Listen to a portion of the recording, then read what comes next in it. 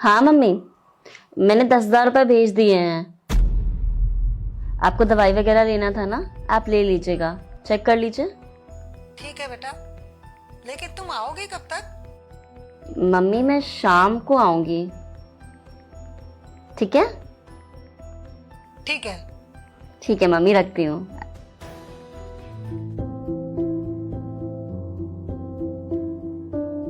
कैसे हैं आप? पानी लाऊं? नहीं, खाना लगा देते हैं। कोई जरूरत नहीं है।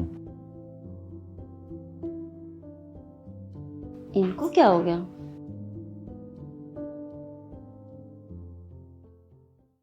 एक, दो, तीन, हो गई तीनों साड़ियां।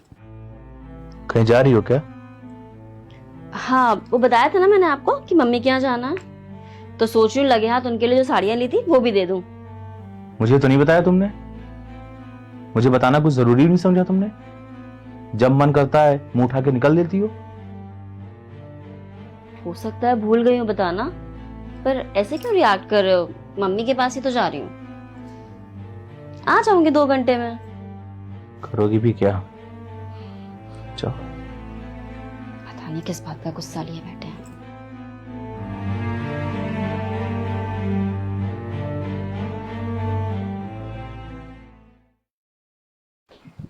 पंकज, मैं घर जा रही हूँ 3 दिन के लिए।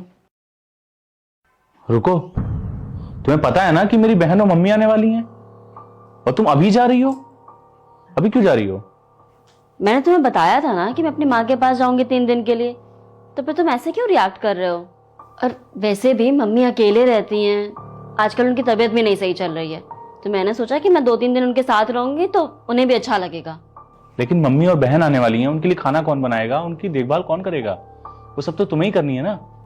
मैं क्या कोई नौकरानी हूँ इस घर की?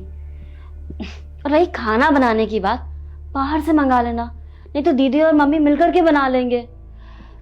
और कुछ नहीं हो तो मैं टिफिन ऑर्डर कर दूंगी, तुम बस बता देना।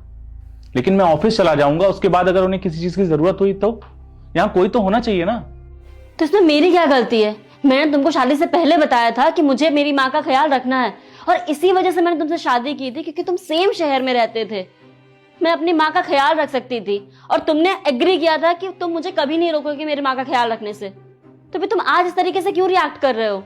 हाँ, तुम्हारे लिए तो बस तुम्हारी माँ इंपॉर्टेंट है ना। मेरी माँ, मेरी बहन, वो कोई इंपॉर्टेंट नहीं है ना। तुम अगर मुझे सुबह ही बता देते ना तो भी मैं कुछ प्लान कर लेती। और वैसे भी तुम्हें पता है ना कि मेरी प्रायोरिटी मेरी माँ है, और ऐसा बिल्कुल भी नहीं है कि मम्मी और दीदी मेरे लिए प्रायोरिटी नहीं।